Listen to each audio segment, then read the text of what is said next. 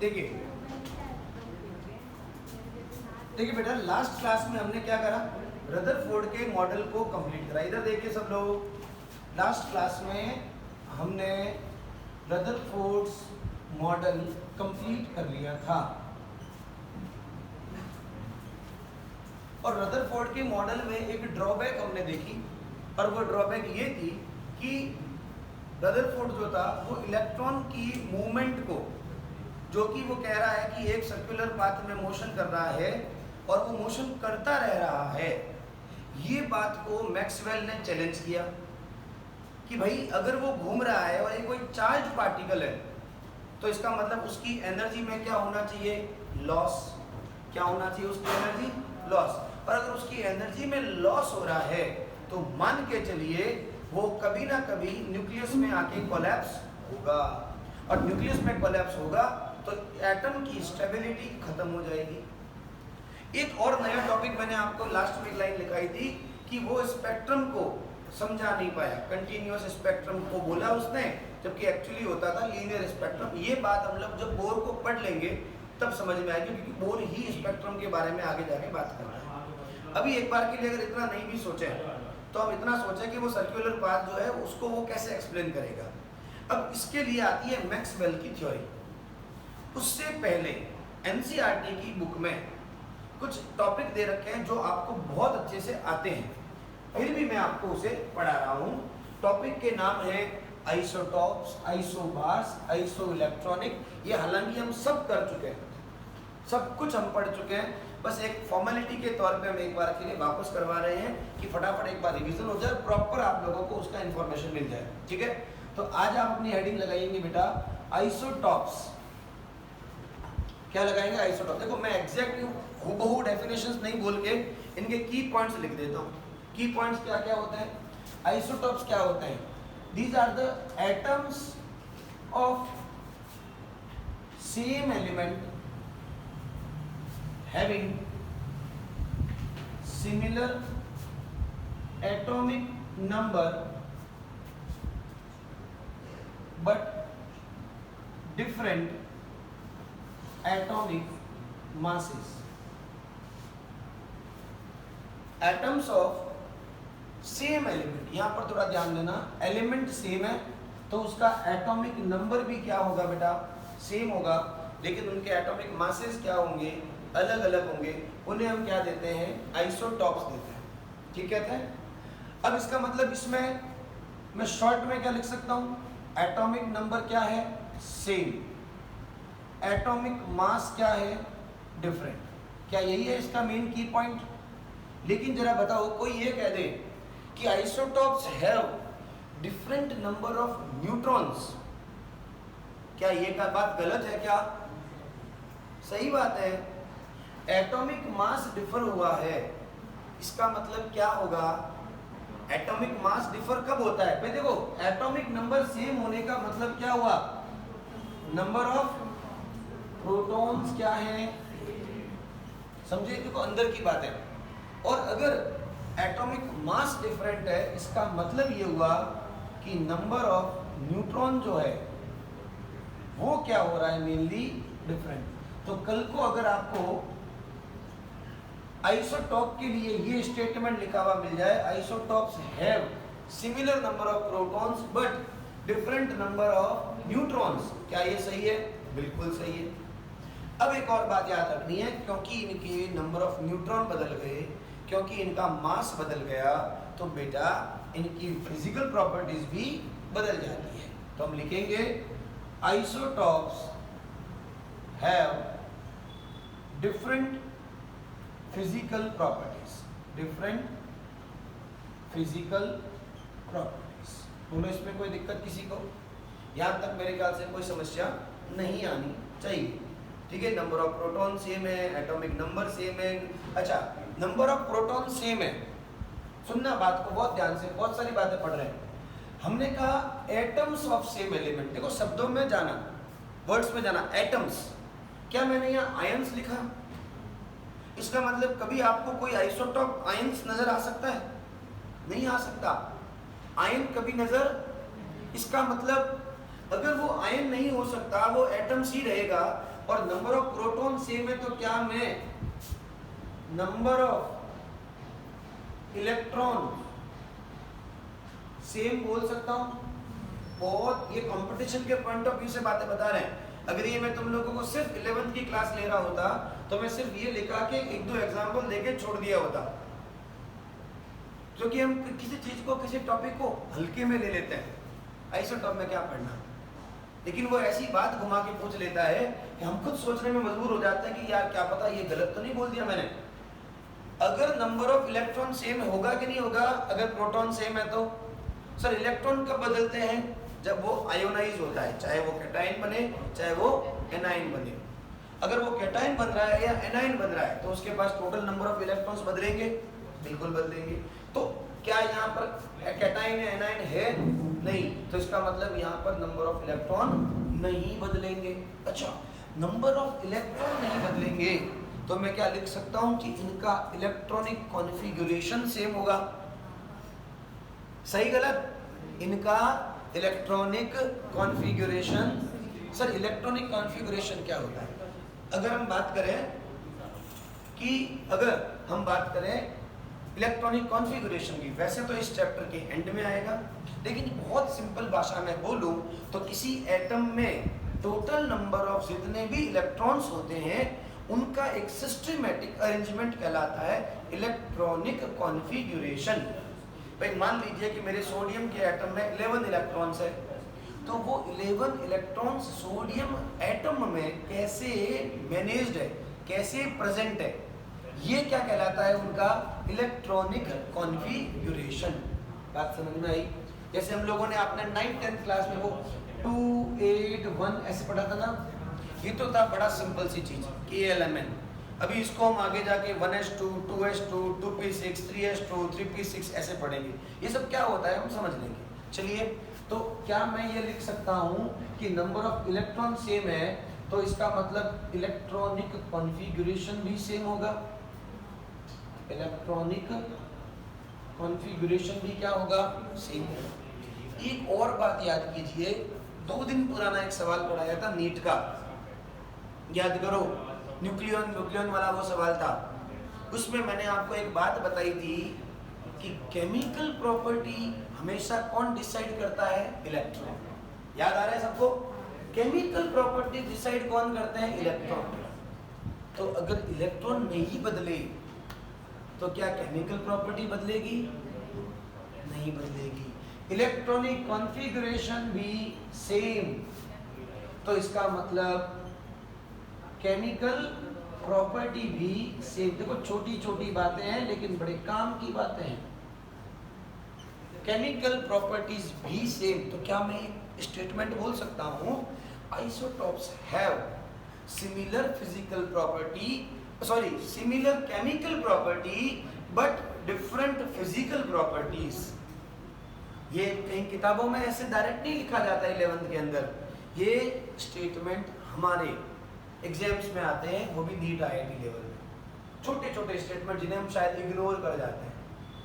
तो आइसोटॉप की डेफिनेशन ना सिर्फ ये है, अच्छा मैंने कुछ नया नहीं बताया है, ये वही बातें हैं जो आपको पता होनी ही चाहिए। समझ में आई बात? तो एटॉमिक नंबर सेम मतलब प्रोटॉन सेम, मतलब इलेक्ट्रॉन सेम, मतलब इलेक्ट्रॉनिक कॉन्फ़िगरेशन सेम, मतलब केमिकल प्रॉपर्टीज सेम। और कुछ पूछे तो एक और पॉइंट याद रख लेना, जितने भी आइसोटॉप्स होते हैं क्योंकि उनके पास नंबर ऑफ प्रोटॉन सेम है तो पीरियोडिक टेबल में उनकी पोजीशन भी क्या होगी? सेम।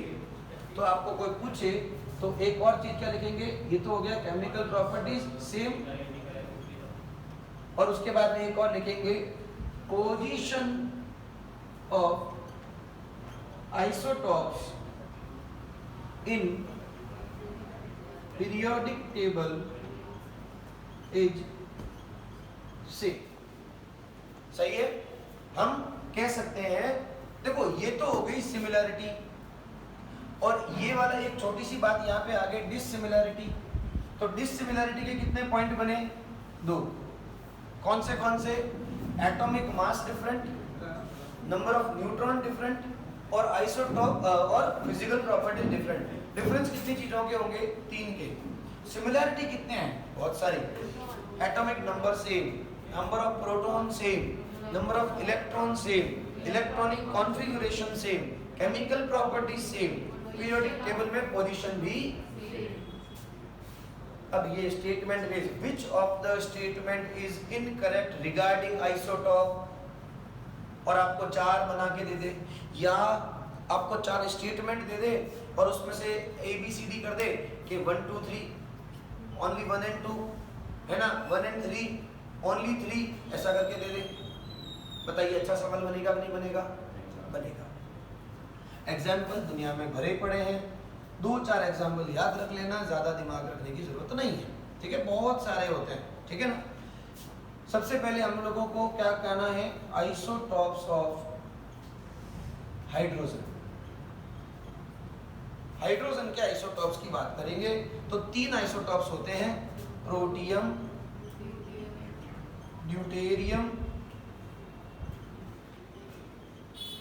और ट्रिटियम। बोलो कोई दिक्कत? ठीक है। कैसे रिप्रेजेंट करते हैं? 1H1, 1H2 और 1H3। समटाइम इसको PDH भी बोला जाता है। P फॉर प्रोटियम, बेटा लिखना है इनको, हाँ लिखो, हाँ लिखो लिखो लिखो लिखो, साथ साथ लिखो आराम से, तसल्ली से, कैसे मजे से जब बैठे हैं। तेरा नहीं, पीछे वाले तो ऐसे ऐसे करके बैठे, आराम से बढ़िया चल रहा है। लिखना है इन सब चीजों को, है ना, प्रोटियम, ड्यूटेरियम, ट्रिटियम। अब इसमें एक छोटी सी बात और याद रखनी है, ये सॉरी ट्रिटियम है ना, ये यहाँ पे कोई बात नहीं। यहाँ पर एक अलग से एक नोट लगा देना, क्योंकि आपका एक हाइड्रोजन करके पूरा चैप्टर आता है 11th में, तो हम हाइड्रोजन के बारे में ज़्यादा नहीं तो थोड़ा बहुत हमें दिमाग में पहले से ही रखना है। क्या रखना है? हाइड्रोजन का जो ट्रिटियम आइसोटॉप है वो रेडियो एक्टिव नेचर का है, इंपॉर्टेंट है। Which of the isotope of hydrogen is radio active in nature? Tritium. तो हम लिखेंगे ट्रिटियम इज आइसोटॉप ऑफ या रेडियो एक्टिव आइसोटॉप ऑफ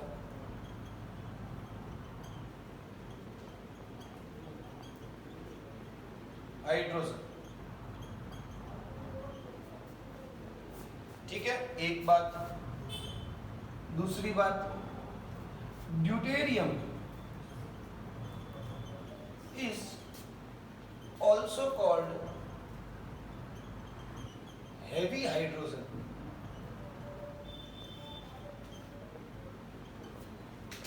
इसको हम क्या कई बार बोलते हैं? Heavy hydrogen. Hence D2O is called as heavy water। तो कल को कभी ऐसा कुछ आ गया कि what do you mean by heavy water, क्या बोलना है?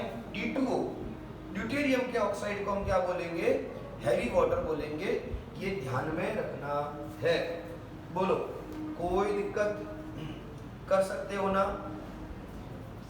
ठीक है, आराम से हो जाएगा। ये हो गया आपका आइसोटॉप की कहानी। और देखो आइसोटॉप्स ऑफ कार्बन, अब इसमें देखो ज्यादा डिटेल में नहीं जाएंगे। कार्बन 12, कार्बन 13, कार्बन 14, ठीक है। बहुत सारे मतलब क्लोरीन के, कार्बन के बहुत सारे, 35, 37 ये कर दो।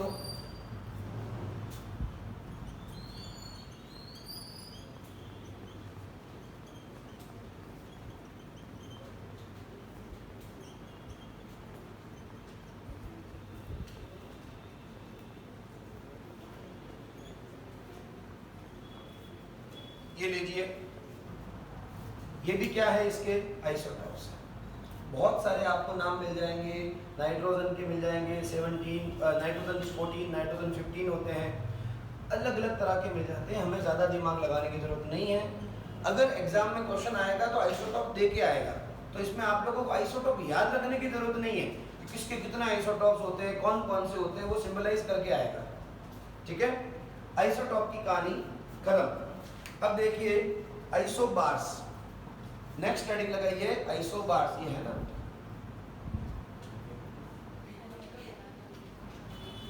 कल परसों कोई नहीं, कर लो कोई नहीं, ठीक है।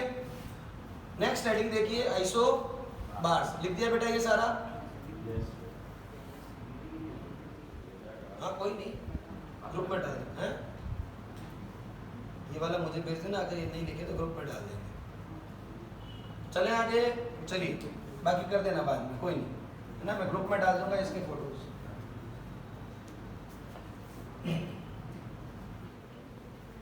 अब सेकंड हेडिंग होगी आपकी आइसोबार्स, लगाइए next heading isobars.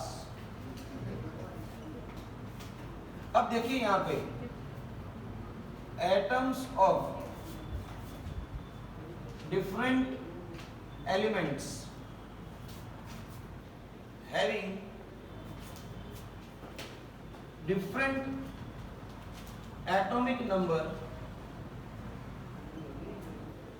but similar atomic masses, या कोई कह दे मास नंबर तो भी ठीक है, आर कॉल्ड आइसोबार्स। जरा वापस देखो सिमिलैरिटी क्या क्या रहेगी, इस बार वैसे करते हैं, और डिससिमिलैरिटी क्या रहेगी।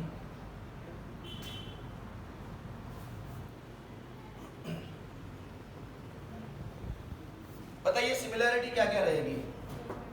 हाँ, नंबर ऑफ, एक मिनट पहले तो इसे बोलते हैं एटॉमिक मास सेम,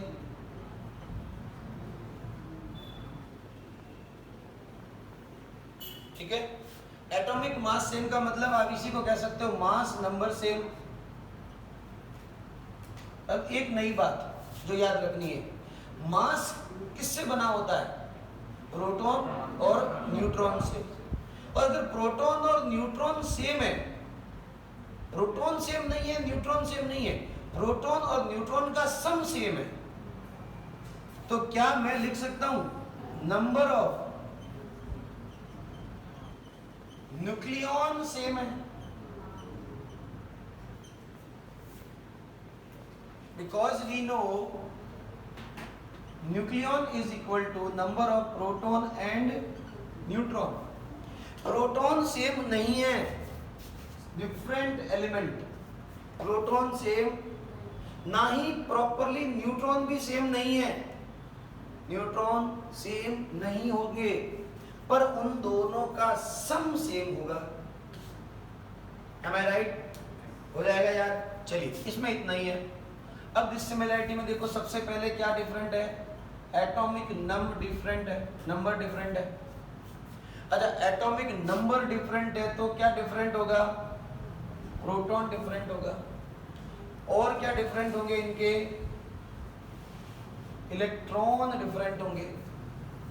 और क्या डिफरेंट हो सकते हैं?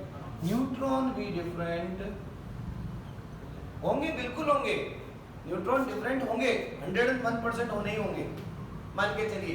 तो atomic number same, number of proton, electron, neutron same, electronic configuration different, electron, proton, neutron different, तो इलेक्ट्रॉनिक कॉन्फ़िगरेशन भी डिफरेंट, डिफरेंट। अच्छा इलेक्ट्रॉन डिफरेंट हो गया तो केमिकल प्रॉपर्टी भी डिफरेंट। अब यहां फिजिकल प्रॉपर्टीज की खास बात नहीं कर सकती। अब कोई कहेगा सर ऐसा क्यों बोल रहे हो, फिजिकल प्रॉपर्टी भी बताओ ना। तो बेटा ऐसा है, फिजिकल प्रॉपर्टी किसी एक फैक्टर पे डिपेंड नहीं करती है, इसलिए फिजिकल प्रॉपर्टी को समझाने के लिए कोई एक फैक्टर होता तो शायद उसको देख के हम पता लगा लेते कि डिफरेंट होगी या सेम होगी। हाँ केमिकल प्रॉपर्टीज इलेक्ट्रॉन से डिसाइड होती है, तो हम कह सकते हैं कि भाई केमिकल प्रॉपर्टी कहाँ सेम होगी कहाँ डिफरेंट। तो सर वहां तो आपने सेम रखा था। हाँ नंबर ऑफ प्रोटॉन अगर सेम हो जाता है तो हम ज्यादातर यही कहेंगे कि उस एटम का मेन फीचर क्या है? Same main feature. अब क्योंकि यहाँ प्रोटॉन डिफरेंट है तो कल को अगर लिखा हुआ आ जाए कि फिजिकल प्रॉपर्टी डिफरेंट है तो गलत नहीं है, पर यहाँ हम लिखने से बचेंगे, हम थोड़ा सा लिखने से बचेंगे, बिकॉज फिजिकल प्रॉपर्टीज डिफरेंट हो ही, ऐसा कोई खास जरूरी नहीं है। ये कुछ बातें आपको ध्यान में रखनी है, केमिकल प्रॉपर्टीज। अच्छा वही सेम एक और चीज, पोजीशन इन पीरियोडिक टेबल। अब तो वो सब दिक्कत नहीं है, position in periodic table, position in, वो भी क्या होगी, डिफरेंट। बोलो बात समझ में आई? तो आइसोबार्स, अब आइसोबार्स के कुछ एग्जांपल देखो। एक तो आपका बड़ा कॉमन एग्जांपल रहता है कार्बन 12, कार्बन 14 एंड नाइट्रोजन 14। इनके देखो दोनों के एटॉमिक नंबर क्या है, डिफरेंट, लेकिन एटॉमिक मासेस क्या है, सेम। दूसरा देखो आपको दे रखा होगा आर्गन, पोटेशियम और कैल्शियम, आर्गन, पोटेशियम और कैल्शियम। चलो बताओ आर्गन का एटॉमिक नंबर बिना उधर देखे कितना, याद नहीं है बेटा? कैलकुलेट, एटॉमिक नंबर कैलकुलेट थोड़ी करने हैं, यानी अंगुली नहीं, अंगुलियों से काम नहीं चलेगा। 18, पोटेशियम का 19, कैल्शियम का पक्का नहीं। अभी अपन आइसोटॉप्स की बात कर रहे हैं, तो ये आइसोटॉप्स होते हैं जिनके अंदर उनके मासेस क्या होते हैं, सेम। मैं ये नहीं कह रहा हूँ कि कैल्शियम का 40 ही होता है, कैल्शियम के अलग अलग आइसोटॉप्स होते हैं भाई। जैसे नाइट्रोजन 14 होता है, लेकिन कार्बन तो 12 होता है ना, पर कार्बन का एक आइसोटॉप होता है कार्बन 14। तो कार्बन का आइसोटॉप कार्बन 14 और नाइट्रोजन का एक आइसोटॉप नाइट्रोजन 14, दोनों आपस में क्या, आइसोबार्स। ये दोनों आपस में क्या हो गए, आइसोबार्स। समझ में आई बात?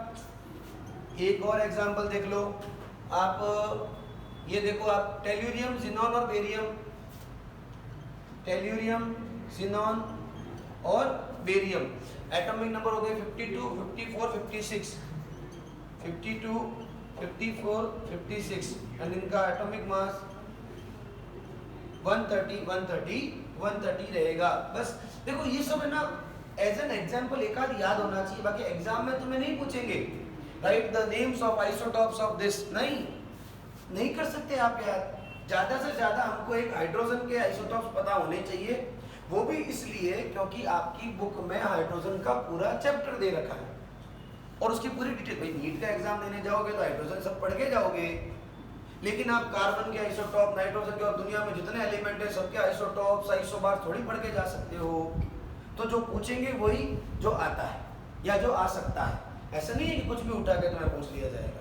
तो इनके कुछ एग्जांपल, हाँ आपको ऑप्शन दे देंगे कि which of the following is isobaric, isobaric है ना, विथ फॉलोइंग कोई दे दिया, जैसे मान लो इसका दे दिया कि भाई इसके साथ में कौन सा आइसोबार सुटेबल है, 4 ऑप्शन बना के दे देंगे और आप लोगों को क्या करना पड़ेगा, उसे देखना है, मैच करना है, बस बात खत्म। या कुछ और कुछ घुमा के देंगे, वो भी अपन बता देंगे बाद में क्वेश्चंस क्या आते हैं। क्लियर बेटा? तो आइसोबार्स क्या होते हैं समझ में आया? लिख लोगे? लिख लिया सबने? क्या फोटो खींचना है? लिख दिया? ठीक है, नेक्स्ट बढ़ते हैं आगे।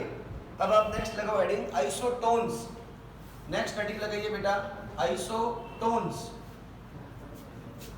ये सब इंपॉर्टेंट है।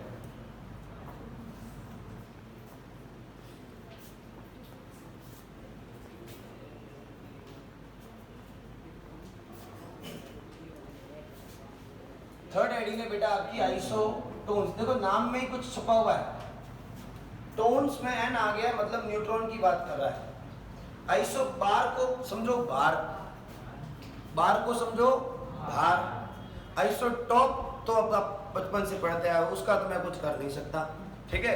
आइसो बार में आ गया भार और आइसोटोन में आ गया न्यूट्रॉन। आइसोबारिक में भार से मतलब एटॉमिक मास से, और आइसोटॉन्स में कौन से, न्यूट्रॉन्स से। तो क्या लिखेंगे, एटम्स ऑफ डिफरेंट एलिमेंट्स। बेटा सेम तो हो ही नहीं सकते, having similar number of neutrons.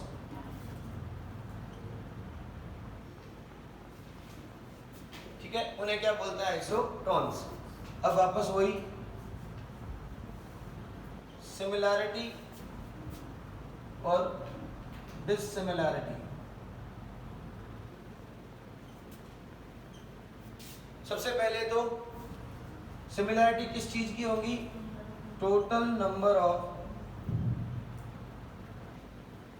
Neutrons क्या होंगे, सेम होंगे, इसके अलावा कुछ भी सिमिलैरिटी नहीं होती है। ठीक है, यहां पर protons different, electrons different, proton हो गए इलेक्ट्रॉन होंगे, और क्या क्या डिफरेंट होगा, नंबर ऑफ प्रोटॉन इलेक्ट्रॉन, ठीक है ना। उसके बाद में electronic configuration,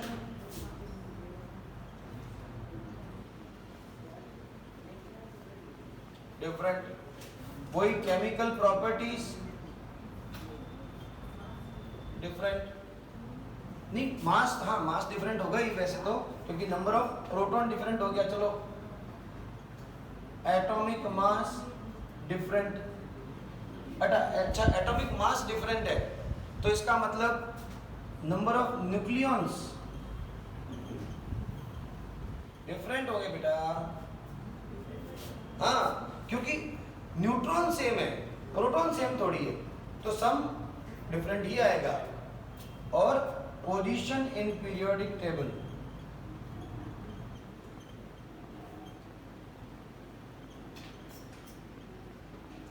different, physical chemical, physical भी इसमें रखा हुआ है साथ में, फिजिकल प्रॉपर्टीज भी क्या होती है यहाँ पे डिफरेंट। वैसे मैंने कहा ना फिजिकल के लिए ऐसा कुछ नहीं है, जहाँ प्रोटॉन बदला हुआ फिजिकल प्रॉपर्टीज चेंज कह सकते हो, बट डिफरेंट डिफरेंट एटम की फिजिकल प्रॉपर्टीज बहुत सारे फैक्टर से अफेक्ट होती है, इसलिए हम यहाँ पे लिखने से थोड़ा बचते हैं। पर लिखा हुआ आ जाए तो गलत नहीं है, आप उसे गलत मत करके आ जाना कि यहाँ पे लिख दिया सर तो आप ना सेम ही होती है, नहीं सेम नहीं होती। हम ये भी नहीं कह रहे कि पूरी तरह से डिफरेंट होती है, हाँ केमिकल प्रॉपर्टीज पूरी तरह से डिफरेंट ही होगी। ठीक है, चलिए अगर बात करें एग्जांपल्स की, देखो जरा जल्दी जल्दी, सिलिकॉन, और ये हो गया आपका फॉस्फोरस, और ये हो गया आपका कैल्शियम सल्फर।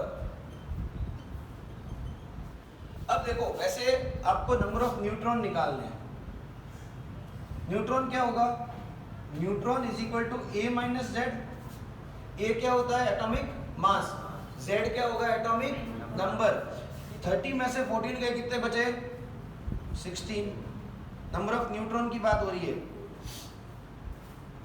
फिर 31 में से 15 गए और 32 में से 16 गए, ये थोड़ा सा इंपॉर्टेंट लगा देना, ये कई बार ऐसे आ जाते हैं, क्योंकि तो यहाँ पर एक्चुअली देखो क्यों आ जाते हैं, ऐसा नहीं कोई टफ है, थोड़ा सा करना पड़ता है ना, तो एग्जामिनर इसको थोड़ा सा पूछ लेता है, करना पड़ता है इसलिए, बाकी तो नहीं कहता वो।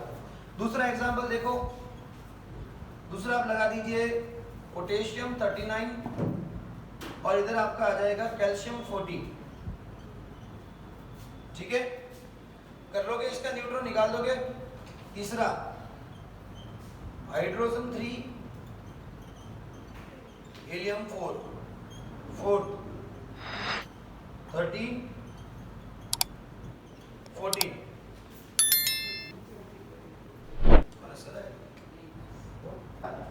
नेक्स्ट करते हैं हम लोग। अब देखो, अब जो तुम देखने वाले हो उसमें एक आइसो इलेक्ट्रॉनिक तुम्हारा थोड़ा सा जाना पहचाना है, बाकी मैं एक दो नाम जो है वो डिफरेंट बताऊंगा जो तुम्हारे लिए थोड़े डिफरेंट है और नीट लेवल पे पढ़ाए जाते हैं। पहले एक काम करते हैं, आइसो इलेक्ट्रॉनिक्स करते हैं। तो नेक्स्ट हेडिंग हमारी कौन सी हो जाएगी, आइसो इलेक्ट्रॉनिक स्पीसीज। अब देखो यहाँ स्पीसीज है, तो यहां मेरी वर्डिंग बदल जाएगी, क्या बदल जाएगी, एटम्स और आयंस। अभी तक मैंने सिर्फ क्या लिखा था, एटम्स एटम्स, अभी मैं क्या लिख रहा हूं, एटम्स और ions having different atomic numbers but similar number of electrons, इन्हें क्या बोला जाता है, आइसो इलेक्ट्रॉनिक स्पीसीज बोला जाता है। कोई दिक्कत, इजी है। सिमिलैरिटी, अब तो इसमें ज्यादा कुछ है नहीं, सिमिलैरिटी किसकी? Number of electrons same, very good. Electronic configuration same, chemical properties same. अब आते हैं डिसिमिलरिटी पे। अब सारा डिसिमिलर ही है इसमें, तो और क्या है? Proton different, neutron different, atomic mass different, वही एटॉमिक नंबर डिफरेंट, ठीक है? हाँ बिल्कुल, फिजिकल और केमिकल केमिकल तो यहाँ आ गई।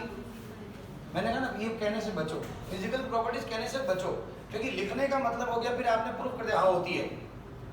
नहीं तो कहीं एक्सेप्शनल केस कहीं कुछ आ जाए तो आप लोग कह सकते हो नहीं नहीं सर ऐसा कुछ जरूरी नहीं है, ठीक है? अच्छा, इलेक्ट्रॉन डिफरेंट है तो ये सब क्या हो गए? सेम। और भी कुछ होगा तो आप देख लेना, कोई दिक्कत वाली बात नहीं है। हाँ बेटा, अब इसमें भी ट्विस्ट है। ट्विस्ट कैसे है इसीलिए मैं बता रहा हूँ, ये आगे मैं बोल ही रहा था। केमिकल प्रॉपर्टी सिमिलर, ये नीचे नोट लिखा रहा हूँ। केमिकल प्रॉपर्टी सिमिलर कब कहनी है? जब वो सेम ही टाइप के एटम का या एलिमेंट का एटम हो, एक ही टाइप के एलिमेंट के एटम होंगे, तब आप उसे केमिकल प्रॉपर्टी क्या कहोगे? सेम। मैं इसीलिए इसको थोड़ा सा, क्योंकि मैंने देखो अब मैं पहले से नेम करता तो शायद तुम्हारे थोड़े से चेहरे पे हल्के हल्के सलवटें आ जाती, अरे अभी तो आपने बोला था, अभी आपने ऐसा कह दिया। लेकिन हम अभी तक जो बोल रहे थे वो सिर्फ एक ही टाइप के एटम्स की बात कर रहे थे। अब ये आयंस हो गए, और आयंस होते ही एटॉमिक नंबर बदल गया, और एटॉमिक नंबर बदलते ही फिर उनकी प्रॉपर्टीज कैसे सेम हो सकती है? आयंस होते ही प्रॉपर्टीज कैसे सेम हो सकती है? तो यहाँ ध्यान रखना, ये यहाँ पर लिखने के बाद में इसको स्टार लगा देना और लिखना सिंस स्पीसीज या सिंस आइसो इलेक्ट्रॉनिक स्पीसीज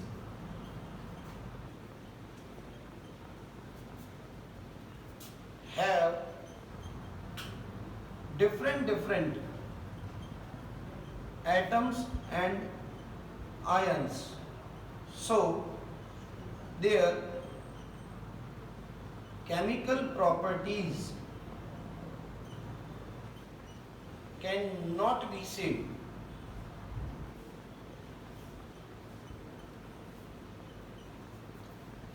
समझ में आई बात? हाँ, इलेक्ट्रॉनिक कॉन्फ़िगरेशन जो है वो सेम जरूर होगा, ये तो बात तय है।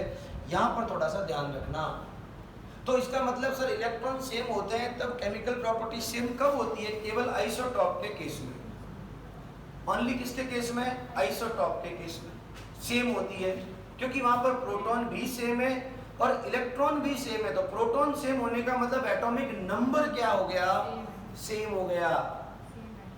तो क्या लिखेंगे? एक अलग से कहीं पे नोट लगा के लिख देना, ओनली आइसोटॉप्स हैव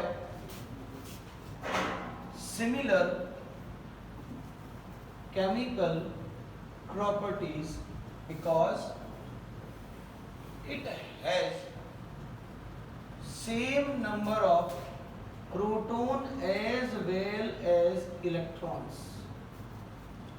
अगर इलेक्ट्रॉन का सेम नंबर प्रोटॉन के साथ साथ है तो फिर वहां पर सिमिलर प्रॉपर्टीज, केमिकल प्रॉपर्टीज देखने को मिलेगी, नहीं तो आपको कहीं नहीं लिखना है।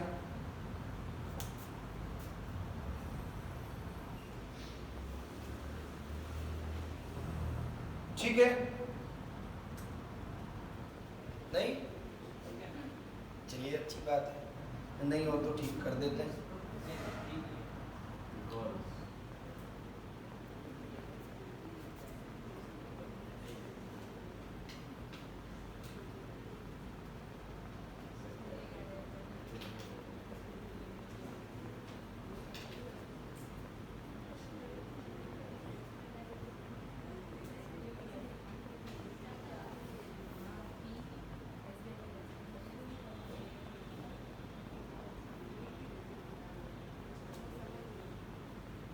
चलिए नेक्स्ट हेडिंग लगाइए। अब जो नेक्स्ट मैं दो नाम बोल रहा हूं इसको इंपॉर्टेंट लगा देना बेटा। एक बात बता दूं मैं, ये ना जाने इस टॉपिक में ऐसा क्या है, इतना तो मुझे भी नहीं पता, लेकिन नीट के पिछले 10 सालों में या जेई के पिछले 10 सालों में 5 से 7 बार आइसो इलेक्ट्रॉनिक स्पीशीज के बारे में पूछा गया है। 10-12 सालों के पेपर्स में अगर 5-7 बार भी frequently iso electronic species topic को कवर किया है, आई एम नॉट सेइंग कि एक ही तरह का सवाल पूछा है, बट आइसो इलेक्ट्रॉनिक स्पीशीज को कई बार पूछा है। इसका मतलब समझ सकते हो कि ये अपने आप में क्या इंपॉर्टेंस रखता होगा। ठीक है, अब ऐसा इसमें क्या है वो तो मुझे नहीं पता, लेकिन पूछा जरूर है इसमें। ठीक है, अच्छा एग्जाम्पल, हाँ एग्जाम्पल तो बहुत सारे होते हैं। चलिए लिखिए आगे। देखो सबसे मोस्ट पॉपुलर जो एग्जाम्पल चलता है वो चलता है आपका कार्बन या नाइट्रोजन से ले लेते हैं, नाइट्रोजन से लेते हैं।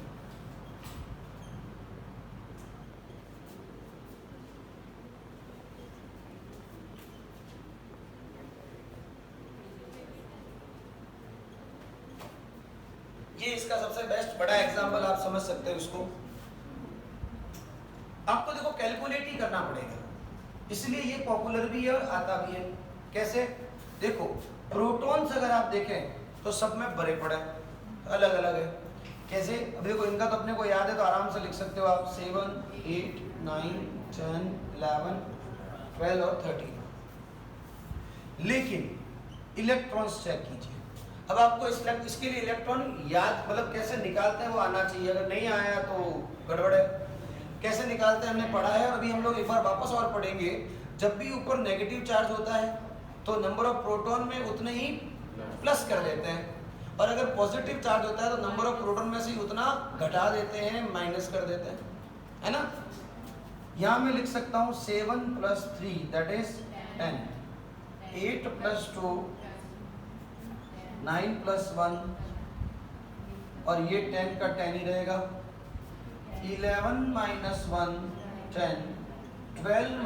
2 10, 13 - 3 all are isoelectronic in nature.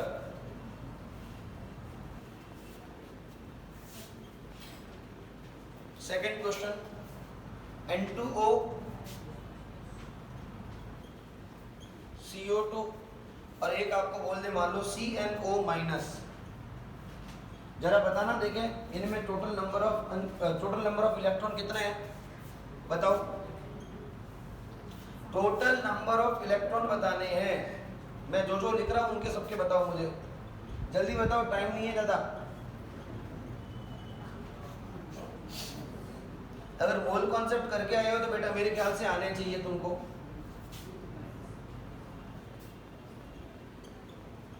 अरे जल्दी करो, मैथ्स नहीं आती।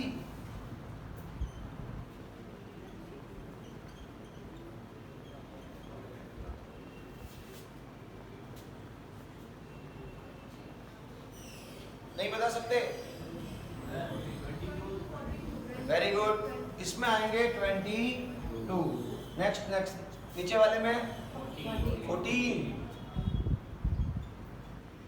उससे नीचे वाले में कितने आएंगे? अरे किसी एक को निकाल लो ना बेटा। 2, H के पास कितने इलेक्ट्रॉन? वैसे तो अरे वैसे कितने इलेक्ट्रॉन? वैसे तो का मतलब H में कितने इलेक्ट्रॉन होते हैं? अरे 1, तो -1 और आ गया तो 1 और 1 कितने हो गए? वेरी गुड, क्या बात है, क्या दिमाग लगाया। मतलब जहां कंफ्यूज नहीं होना चाहिए था वहां तो तुम हो रहे हो या अटक रहे हो, और जहां नहीं होना चाहिए था थोड़ा बहुत, और जहां होना चाहिए था वहां हो ही नहीं। वेरी गुड, ये होता है दिमाग। अरे समझे? नेक्स्ट, अब 2 नाम ऐसे बता रहा हूं जो आपके मोस्ट इंपोर्टेंट है।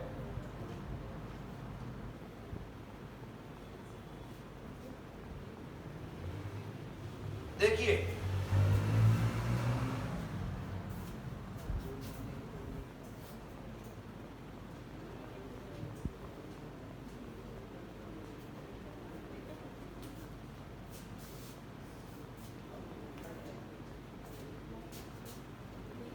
देखिए बेटा, नेक्स्ट पॉइंट आपको याद रखना है जो आपके लिए बिल्कुल नया है, आइसोडाइफर्स।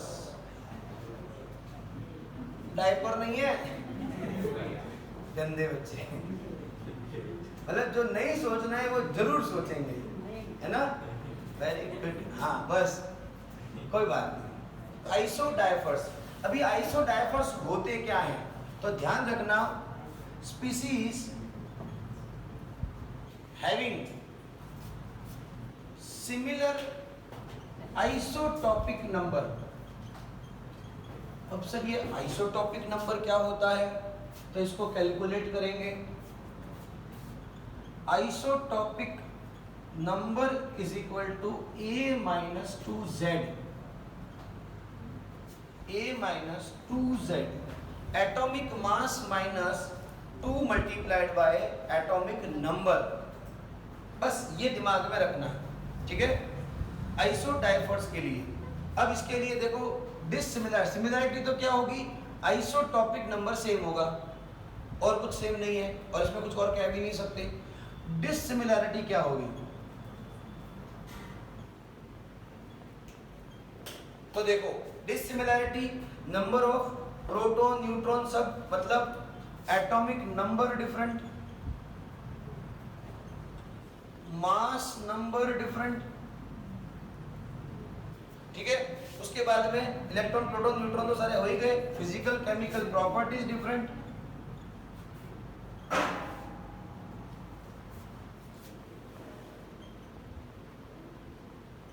अच्छा ये सब डिफरेंट है तो proton neutron and electrons different.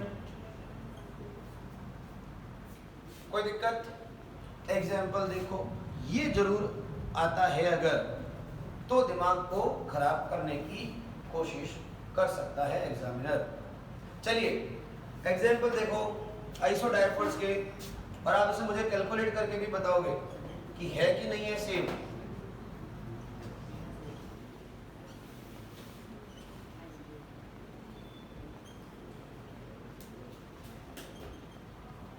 बताओ जरा इसका आइसोटॉपिक नंबर कितना है? बेटा जल्दी करना।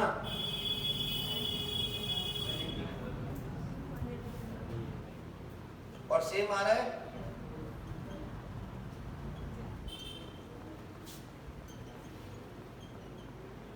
आ रहा है सेम?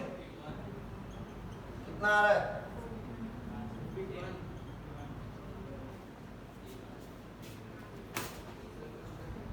फर्स्ट का कितना आ रहा है?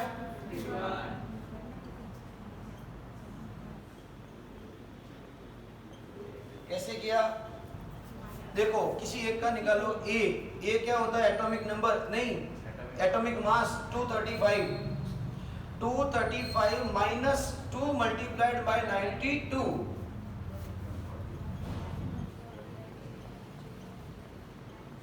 कितना हो जाएगा ये? 184।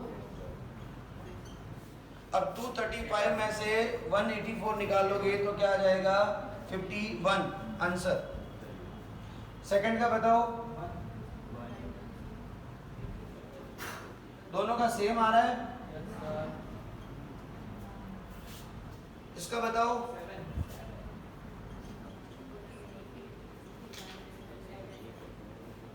अब देखो क्वेश्चन क्या आ सकता है, ये सब क्वेश्चंस मैं आपको दूंगा। अब यहाँ से डीपीपी स्टार्ट, मैंने कहा ना रदरफोर्ड के बाद में डीपीपी स्टार्ट होंगी। अब सवाल आ जाए, which of the following species have similar isotopic number? या मैं तो कहता हूँ ऐसे ही पूछ ले, which of the following are isodiphers? हमें पता ही नहीं है आइसोडाइफर कहते किसे हैं, और फिर ये भी पता नहीं कि उनको निकालते कैसे हैं। अब तो पता है तो ये मुश्किल हो जाता। ध्यान रखना है, देखो नया कुछ होगा तभी तो पूछेंगे, कुछ नया होगा तो पूछेंगे, बाकी 11 में तो सब पढ़ के आते हैं। तो थोड़ा सा इन चीज़ों को, जो एक्स्ट्रा चीज़ें हैं उनको तो ध्यान रखना ही है। एक और लिख दीजिए, देखो इसको पहले फटाफट।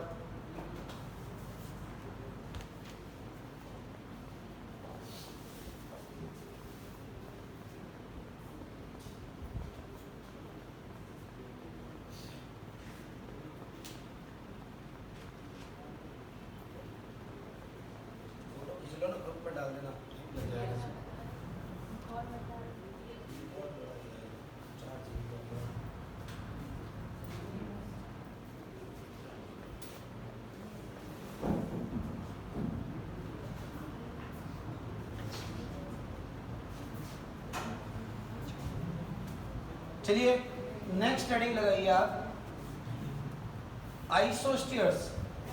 हाँ रुक जाइए, आइसोस्टर्स,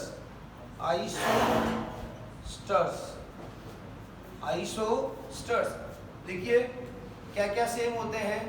देखो species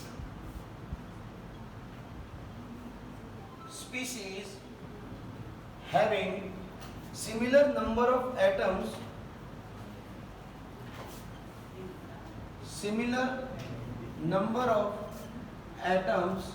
and similar number of electrons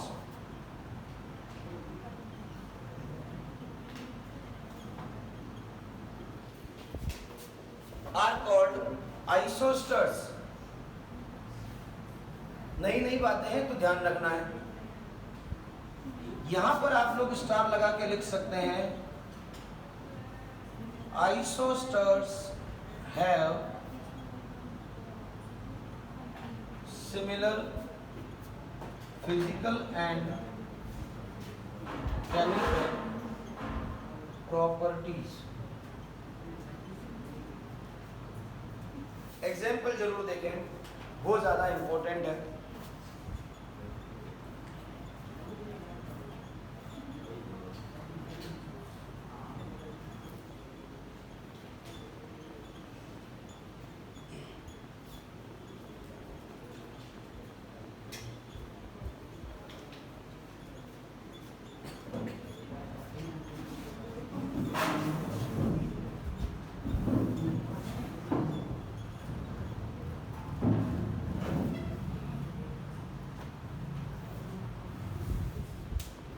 देखिए जरा, क्या देखो एटम्स का मतलब कैसे है। आपको याद हो तो मैंने आपको फर्स्ट चैप्टर में एक वर्ड बताया था जिसको हमने कहा था एटॉमिसिटी। एटॉमिसिटी किसी मॉलिक्यूल के लिए वो नंबर होता है जितने एटम से मिलकर कोई मॉलिक्यूल बना होगा। जैसे ओजोन की एटॉमिसिटी कितनी होती है बेटा, 3 एटॉमिसिटी। फास्फोरस की कितनी होती है, सल्फर की कितनी होती है, O2 की कितनी होगी, नियोन या हीलियम की कितनी होगी। जितने एटम से मिलकर कोई स्पीशीज बनी है उसको उसकी एटॉमिसिटी बोला जाता है। फिर हमने इसको होमो डाईएटॉमिक, हेटेरो डाईएटॉमिक, होमो पॉलीएटॉमिक, हेटेरो पॉलीएटॉमिक ऐसे बहुत सारी चीजों में डिस्कस किया था। तो बेटा पहले तो इधर देखो, टोटल नंबर ऑफ, अगर एटम्स की बात करें, कई बच्चे बड़ा कंफ्यूजन में आ जाते हैं कि भाई क्या पता क्या पूछ लिया। अरे ये कितने एटम से मिलकर बना है, ये कितनों से मिलकर बना है, तो कितना एटम हो गए, कहाँ दिक्कत आई। ये और N2O में 2 N और 1 O। HCl कितने से बना है, 3। क्या पता 1 2 3, कोई ऐसा तो नहीं। अरे मैं तो पूछ रहा हूँ, कहीं कोई नींद में तो नहीं है सर। 1 2 3 H एंड Cl 2, और इधर भी CaO 1 2 3। कैल्शियम एंड MgS में भी 6 एंड 6 12, 3 3 6 एंड 6। कुछ बात समझ रहे हो मेरी। अब देखिए नंबर ऑफ इलेक्ट्रॉन, कंट्रोल हो जाए, कंट्रोल है ना। चलिए कभी ये लाके कभी ये लाके। अब देखो इलेक्ट्रॉन कैसे निकालेंगे। नाइट्रोजन में कितने इलेक्ट्रॉन होते हैं, 7। 2 नाइट्रोजन में कितने होंगे, 14। एक कार्बन में कितना, 6।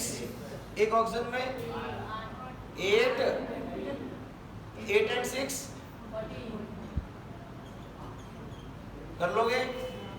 CO2 में, कार्बन में 6, ऑक्सीजन में 16, दोनों मिला के 16 और 6 32 भाई। लो भाई मैथ्स मैथमेटिक्स में ऐसे करते हो। 22, इसके भी कितने, 7 7 14 और 8 22। अरे कर लोगे। इसके बताओ, इसका देखो 9, एटॉमिक नंबर कितना होता है फ्लोरीन का, नहीं, हाँ 9 and 9 12, कौन बोला 18? अच्छा 18। चलो इसमें से मैग्नीशियम का कितना होता है एटॉमिक नंबर? 12 and 16। सल्फर का एटॉमिक नंबर क्या याद करोगे? कितना हुआ? 28। अरे यार ऐसे फटाफट रखो थोड़ा। कार्बन का 6 6 6 नहीं होता, सही है, अरे सही है, 6 और 6 36 और 6 सही। ले कभी कभी तो खुद के ऊपर ही डाउट आने लग जाता है। चलिए बेटा, आज का टॉपिक यही खत्म होता है। हम लोगों ने आइसोस्टेयर्स तक बताए। कल मैं आप लोगों को कुछ और नई बातें बताऊंगा, हालांकि वो भी मैं करवा चुका हूँ। कौन सा वाला? एटम का सिंबलाइजेशन याद होगा आपको, मैंने एक बार करवाया था, X Z A, और फिर हम करेंगे बहुत सारे क्वेश्चंस। ठीक है, चलिए, थैंक यू।